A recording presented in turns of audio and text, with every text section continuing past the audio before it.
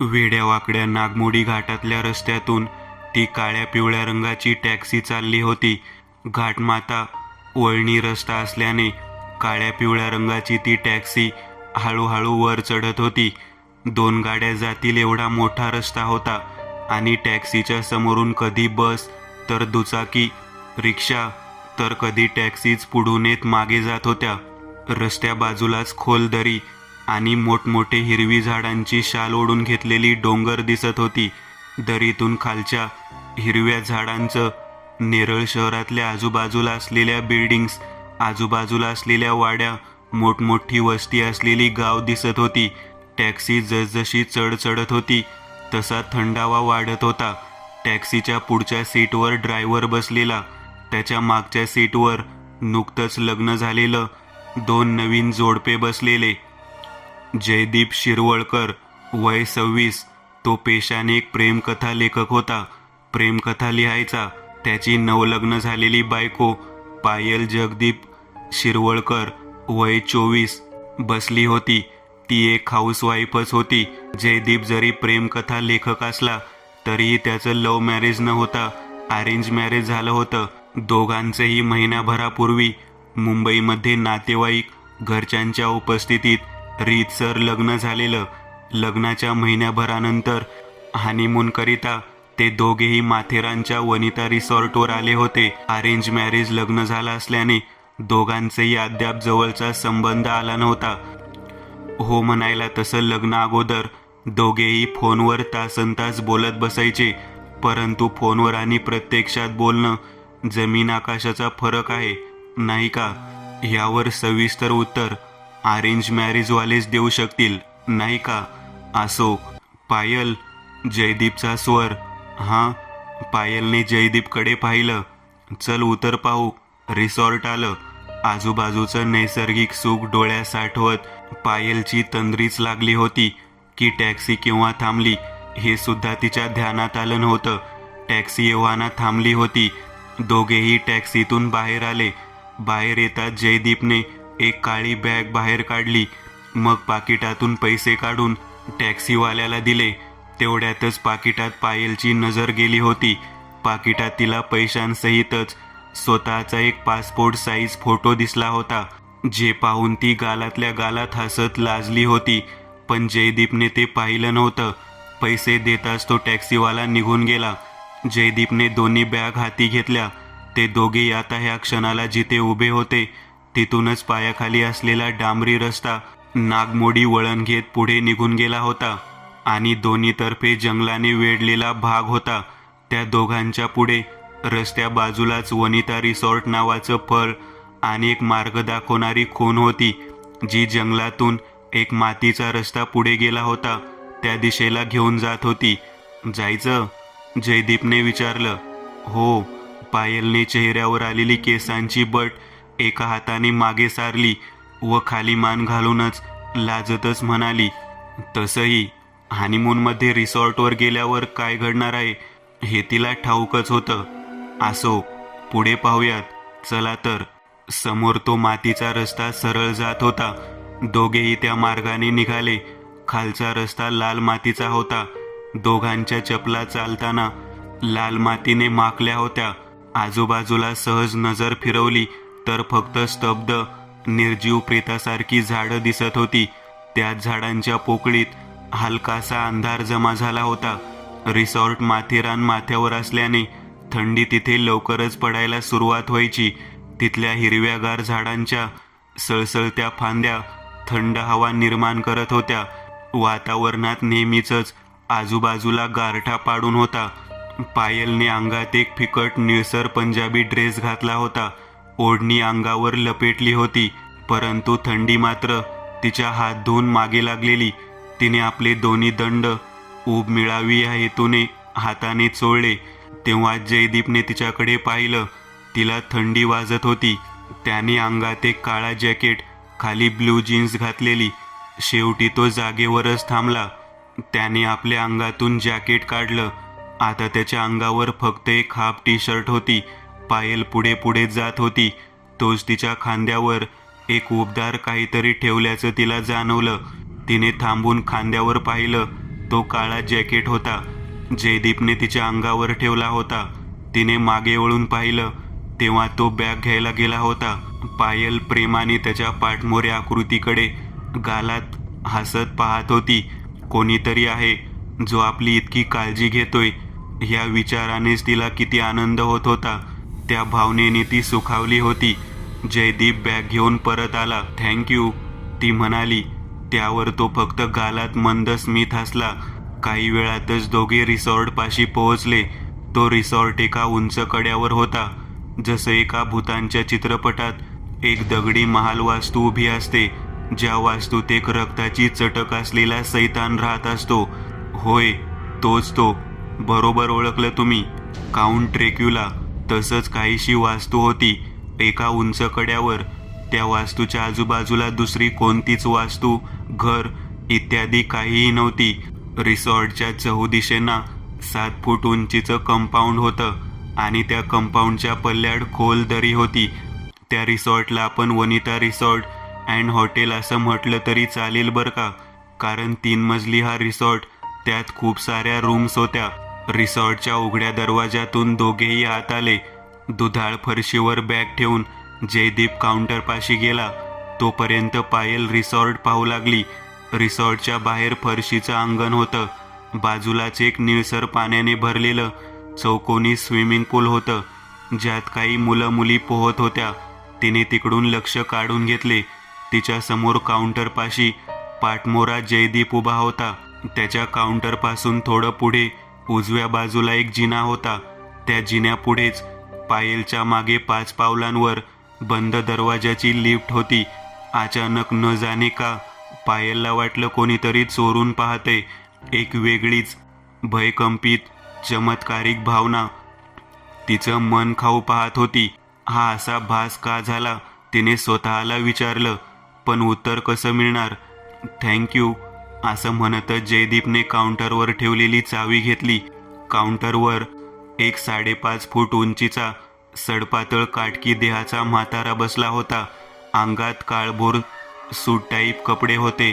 डोक्यावर काळी गोलसर टोपी होती. अंगावरची त्वचा दुधाळ प्रेताळ होती. दोन्ही डोळे अजगरासारखे मनेरी होते. गाळफाड आत खेचली होती. ओठ फिकट पावडर फुटल्याप्रमाणे पांढरट होते. बॅग उचलून जयदीप व पायल सरळ लिफ्टच्या दिशेने आले. तोपर्यंत तो म्हातारा एकटक आपल्या मनेरी अजगरासारख्या डोळ्यांनी पायलकडेच पाहत होता, जे तिने हेरलं होतं. ती मनेरी अजगरासारखी नजर तिला खुपत होती. ती नजर फार फार विलक्षण होती.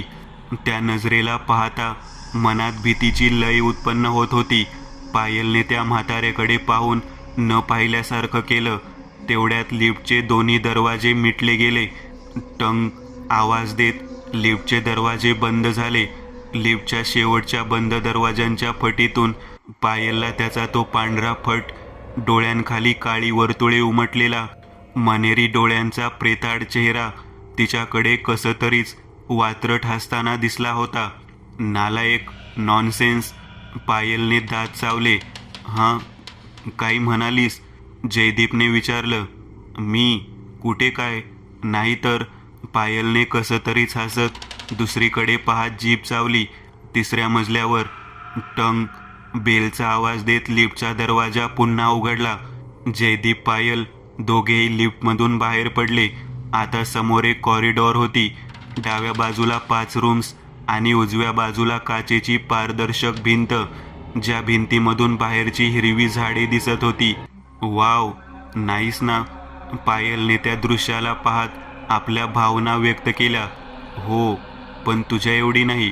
जयदीपने त्या बाहेरच्या दृश्याला न पाहता पायलच्या गोऱ्या पानचेहऱ्याकडे पाहत म्हणाला. त्यावर तिच्या गोबऱ्या गालांवर लाजेने लाली पसरली. तिच्या टपोऱ्या पाणीदार नजरेला तिने लाजेने चूरचूर होऊन खाली झुकवलं.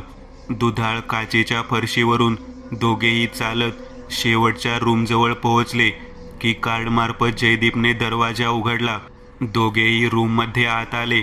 रूम तसं म्हणायला प्रशस्त होतं. समोरच मोठा बेडशीट, त्यावर मऊ लुसलुशीत गादी, वर चादर.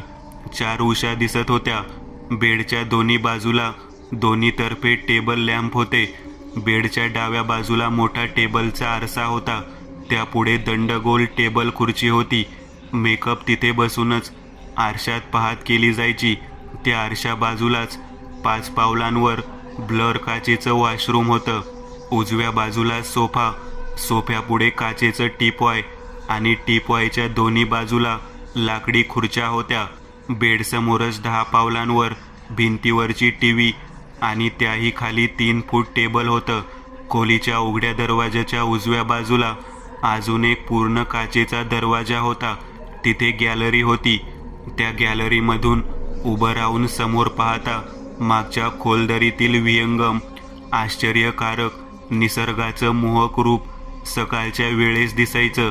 परंतु आता ह्या क्षणाला संध्याकाळचे 6 वाजले होते. बाहेर अंधारून आलं होतं. हिरवी झाडे श्रापितल्याप्रमाणे काळी निळी पडली होती. भकास वाटत होतं ते दृश्य पाहून.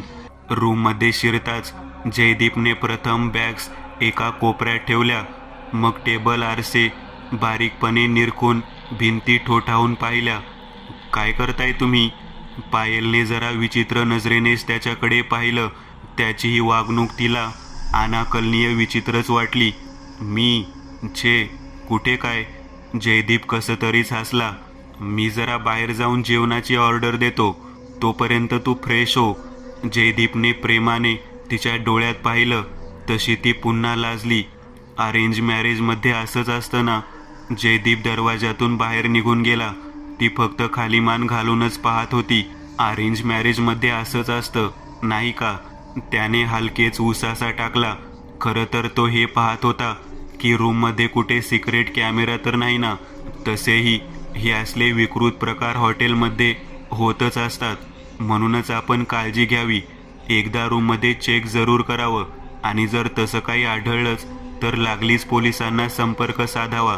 जयदीप खाली काउंटरपाशी आला आणि रात्रीच्या जेवणाची ऑर्डर देऊ लागला. वर 3ऱ्या मजल्यावर रूममध्ये पायल होती. तिने बॅग खोलून घालायचे कपडे, हिरवी साडी, लाल ब्लाऊज, सफेद टॉवेल बाहेर काढला.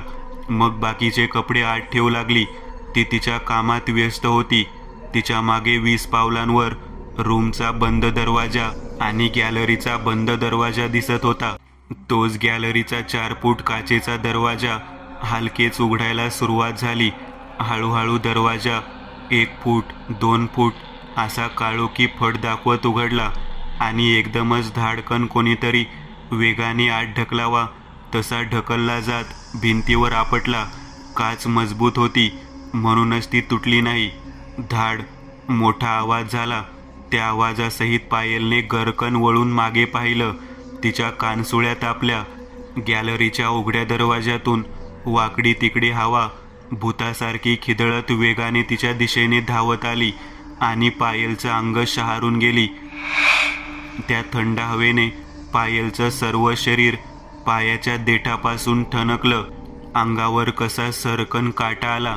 अंगावरचा एकनी एक केस तेवढ्यात उभा राहिला होता. ती हवा, ती थंडी जणू साधारण नव्हतीच. मानवाच्या कातडीसहितच हाडमासात जणू ती थंड हवा घुसू पाहत होती.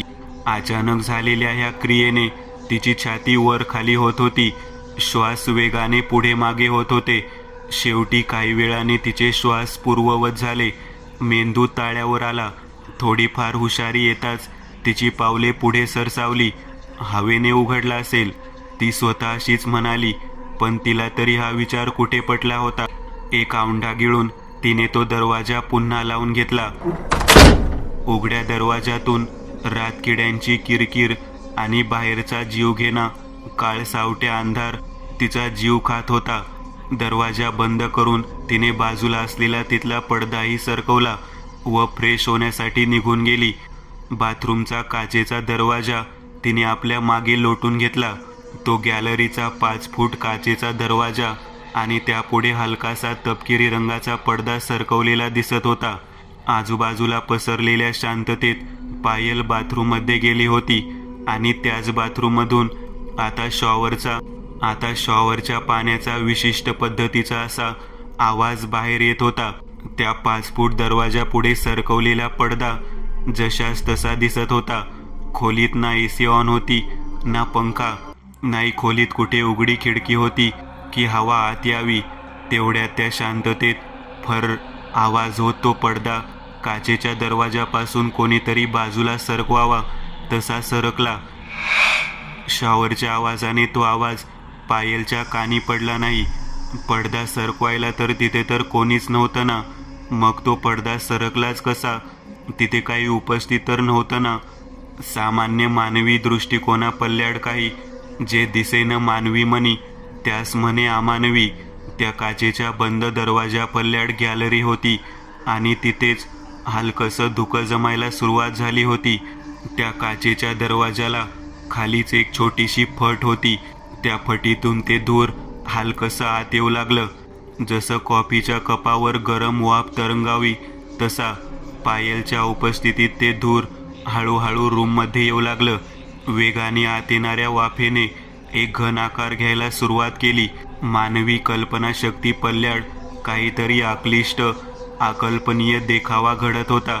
नेहमीप्रमाणे मानवाच्या डोळ्यांखालीच त्या वाईट शक्तीचे कारनामे सुरू होते. त्या धुरापासून प्रथम 2 राखाडी वाढलेल्या नखांचे हाडकुळे पाय तयार झाले. मग वाट्या दिसणारे ढोपे, मांड्या असा एक मानवी अवयवांची नक्कल करत त्या अमानवीय शक्तीने एक मानवी हिडीस रूप धारण केलं. होय, हिडीसच. कारण दळभद्री त्या सैतानाला देवाने घडवून आणलेल्या मानवी सुंदर रूपाची हुबेहूब प्रकृती निर्माण करणं कदापि जमणार नाही. अशक्य आहे ते. Okay, thank you. जयदीप रिसॉर्टच्या काउंटरवर उभा होता व त्याच्या समोर तोच तो अंगकाठी माशाच्या शरीराचा म्हातारा उभा होता व जयदीप त्या म्हाताऱ्यालाच थँक्यू म्हटला होता. जेवणाची ऑर्डर देऊन जयदीप पुन्हा लिफ्टच्या दिशेने चालत आला. लिफ्टमध्ये शिरताच त्याला तो म्हातारा आपल्याकडे हसताना दिसला. त्याच्या पांढऱ्या प्रेताळ कातडीवरच्या काळसर रक्त शोषलेल्या ओठांवर ते हास्य भयान भासत होतं. गोलसर टोपी काढून ठेवली होती.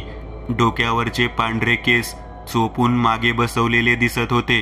त्याहून भयंकर म्हणजे त्याचे ते मनेरी आजगरासारखे डोळे होते जे समोरच्या मानवाच्या नजरेतून थेट त्याची आत्मा ठणकवायचं. टंग. लिफ्टच्या आवाजाने दरवाजा बंद झाला. वेडाच दिसतो हा म्हातारा, जयदीप स्वतःशीच म्हटला. त्या काउंटरपाशी व्हिक्टर. त्या म्हाताऱ्याच्या मागून एक स्त्रीचा आवाज आला. व्हिक्टरने मागे वळून पाहिलं. एक स्टायलिश काळी मॅक्सी घातलेली दुधाळ कांतीची तरुणी तिथे उभी होती. तिच्या अंगावर असलेली काळी मॅक्सी राखाडी त्वचेवर खुलून दिसत होती. तिचे डोळे खोल गेले होते. ओठ रक्त शोषल्यासारखे जरासे पांढरे पडले होते. जणू तिच्या अंगातलं पाणी कमी झालं होतं किंवा रक्त. तृतीया, तू इथे काय करतेस? तो म्हातारा व्हिक्टर जरासा केकसलाच. मला भूक लागली व्हिक्टर. तिने असं म्हणतच नाकपुड्या फुगवल्या. मला तहान लागली व्हिक्टर. जर आज मला रक्त नाही मिळालं ना तर मी तुला शोषून घेईल. तुझ्या अंगावरचा एक हाड चाटून पुसून खाईल मी. तिच्या कोरड्या पडलेल्या ओठातून तीक्ष्ण सुळे बाहेर आले. डोळ्यांतील बुबळ लाल लेझर सम रंगाने चमकले. मी करतो रक्ताची सोय तृतीया. कधी? आज रात्रीपर्यंत. त्या म्हाताऱ्याने औंढा गिळला. ठीक आहे. तृतीया एक रक्तपिशाचीन होती. रक्तपिशाच्या रक्तावर जगणारी जमात, अंधारात वावरणारे मृत प्रेतात्मे आणि व्हिक्टर तिचा हस्तक होता. आघोरी वाईट क्रूररित्या तिला रक्त पुरवून बक्कळ पैसान आयुष्य तो वाढवत होता. त्याच्या रिसॉर्टवर राहायला येणाऱ्या कपल्स, मुलं मुली या माणसांचे बळी तो त्या रक्तपिशाचनीला देत होता. ते कसं बरं? ते समजायला तुम्हालाही कथा ऐकावी लागेल. चालेल ना? मग या पाहूयात पुढे. शांत्या. व्हिक्टरचा घोगरा आवाज. जी मालक. तिथे एक वेटर उपस्थित झाला. स्पेशल डिश तयार कर, समजलं ना? व्हिक्टरच्या काळसर ओठांवर छन्नी भाव पसरले. जी मालक. शांत्याही तसाच हसला. स्पेशल डिश म्हणजे काय बरं? या पाहूयात. काउंटरच्या मागेच किचन रूम होतं. शांत्या त्याच दरवाजातून आत आला. कांत्या. शांत्याचा आवाज. काय ले? समोरच एक दरवाजाची चौकट होती. त्या दरवाजाला एक पडदा ओढून घेतला आहे असं दिसत होतं आणि त्या मळलेल्या पडद्यावर लाल रक्त सुकून काळसर झालं होतं, कारण तो कुचकट वास येत होता ना, जो असहनीय ओकारीयुक्त होता. फरकन तो पडदा बाजूला सरला. आतून एक काळाकुट्ट खवीस बाहेर आला. त्याची ढेरी सुटली होती. अंगावर खाली काळ्या लुंगीशिवाय काही नव्हतं, म्हणूनच त्याच्या पोटाची ढेरी, पोटावरचे काळे वाढलेले केस, खोल बेमटी. कायले संत्या, गबलेत खाजवत मग तोच गबलेचा घाणेरडा खवूट वास नाकाने घेत कांत्या खवीस बाहेर आला, जो या रिसॉर्टचा आचारी होता. सैतानी आचारी. स्पेशल डिश मागवले ना मालकाने, अर्ध्या तासात तयार व्हायला हवी. शांत्या एका गालात कुत्सित हसला. स्पेशल डिश आताच बनवतो. कांत्या खवीस. चीन टपाक डमडम. कांत्या खवीस पुन्हा पडदा ओढून त्या खोलीत शिरला. त्या खोलीत समोर 3 लाकडाच्या चुली जळत होत्या. त्या चुलींच्या काळसर धुराने खोली काळी झाली होती आणि त्या चुलींवर गोल मोठाले 4 फूट मोठे टोपशीसारखे भांडे ठेवले होते. त्या तिन्ही भांड्यांच्यात काहीतरी बनवत ठेवलं होतं. त्यातून वाफाळणारे बुडबुडे वर येत होते. बाजूलाच एक टेबल होता, त्यावर चपात्या लाटत ठेवल्या होत्या. कांत्या खविसाने बाजूचं लाटण हाती घेतलं, मग चपात्या लाटू लागला. तेवढ्यात पुन्हा गबलेत खाज सुटली. त्याने तोच लाटणं गबलेत घालून खाजवलं व पुन्हा चपाती लाटू लागला. त्या चपातीच्या पिठात त्याचे काळसर केस अटकलेले साप साप दिसत होते. त्याच्या गुहेसारख्या नाकपुड्यांमधून शिंकेचे थेंब चपातीवर पडले. त्याने लाटण्याची टोक नाकात घुसवली. 1-2 वेळा नाकपुड्यांच्या गुहेत वाकडी तिकडे हलवून पुन्हा बाहेर काढत चपाती लाटू लागला. काही वेळाने चपातीला गोलसर आकार आला. तसा तो थांबला. त्याने आपला मोर्चा त्या गोलसर भांड्याकडे वळवला. मग एक मोठा चमचा घेऊन तोच त्या उबळणाऱ्या भांड्यात बुडवला. बाजूलाच एक मांडण होती. त्या मांडणीतून काचेचे सफेद ताट वाट्या बाहेर काढल्या. गरम भाजलेल्या 10 चपात्या ताटात ठेवल्या. उबळणाऱ्या भांड्यातून चमच्यामार्फत चिकन पीस कालवण त्या काचेच्या वाटीत ओतलं. टेबलावर बाजूलाच एक कापलेला कांदा उलटा करून ठेवला होता. तो हाताने उचलला. तेवढ्यात तुरतुर करत एक झुरळ तिथून पळून जाऊ लागलं. तोच कांत्याने आपल्या हाताने त्याला पकडलं. पळतो काय साल्या? चॉकलेट कोंबावं तसं त्या बिचाऱ्या झुरळाला त्याने तोंडात कोंबलं. त्याच्या काळ्या झालेल्या हिरड्या, वळवळणारी काळी जीभ आणि त्यात फसलेला तो झुरळ कचाकचा खाऊ लागला. कांद्याचे तुकडे करून त्याने प्लेटमध्ये स्टाईलने मांडले. बाजूची घंटी उचलून नंदी बैलासारखी जोरात हलवली. तिसऱ्या खेपेला शांत्या खोलीत हजर झाला. घे, स्पेशल डिश तयार आहे. चीन टपाक डमडम. कंत्या खवीस आपल्या तोत्र्या आवाजात म्हणाला. तसा शांत्याने तो काचेचा ट्रे, ज्यात एक काचेचं ताट फुलपात्र स्टाईलने घालून झाकलं होतं, तोच ट्रे घेऊन शांत्या त्या किचनच्या खोलीतून बाहेर पडला. जयदीप व पायलच्या खोलीच्या दिशेने जायला. काळ्या रंगाची ती मांजर तिच्या बारीकशा पिल्ल्यांना तालासोरात साथ घालत शोधत होती. ज्या पिल्ल्यांना तृतीयाने काही वेळा अगोदरच कच्चं खाऊन टाकलं होतं. बाहेर कंपाऊंडवरून चालत जात ती मांजर पिल्ल्यांना साथ घालत होती, पण तिच्या पोरांचं प्रत्युत्तर येत नव्हतं. तेव्हाच तिची नजर डाव्या बाजूला वळली. तसे तिचे पिवळे डोळे खुन्नस देत बारीक झाले. रागाने ती पुढे पाहू लागली. रिसॉर्टच्या भिंतीवर तृतीयाची काळी आकृती पालीसारखी चिकटली होती. राखाडी चेहऱ्याने, हिरव्या बुबळाने ती एकटक त्या मांजरीकडे जिभल्या चाटत पाहत होती. त्या मांजरीने फुतकार सोडला. जणू ती त्या ध्यानास विचारत होती, माझी पोरं कुठं आहेत? काय केलंस तू त्यांचं? तृतीयाने कसं तरीच हसत जिभल्या चाटल्या व त्या मांजरीची पापणी उघडझाप व्हायच्यात एक अमानवीय झेप घेऊन तृतीयाने तिची गचंडी आवळली. हातपाय हलवत ते मुक जनावर सुटकेस धडपडू लागलं की तोच त्या ध्यानाने त्या मांजरीचं केसाळतं बारीकशा कवटीचं धड थेट तोंडात कोंबलं. क्षणात कट आवाज झाला. त्या मांजरीची शेवटची किंकाळी. रिसॉर्टपाशी व बाजूच्या अंधारमय खोलदरीत घुमली होती. परंतु वेळ थांबणार थोडी ना होती. तो आवाज जसं घुमला तसंच हवेत विरूनही गेला. पुन्हा एकदा स्मशान शांतता पसरली. जणू काही झालंच नसावं अशी. आकाशात गोलसर मधुचंद्र उमटला होता. 3ऱ्या मजल्यावरच्या लिफ्टमधून जयदीप आपल्या खोलीकडे आला. खोलीचा दरवाजा उघडताच त्याची नजर पुढे अडकली.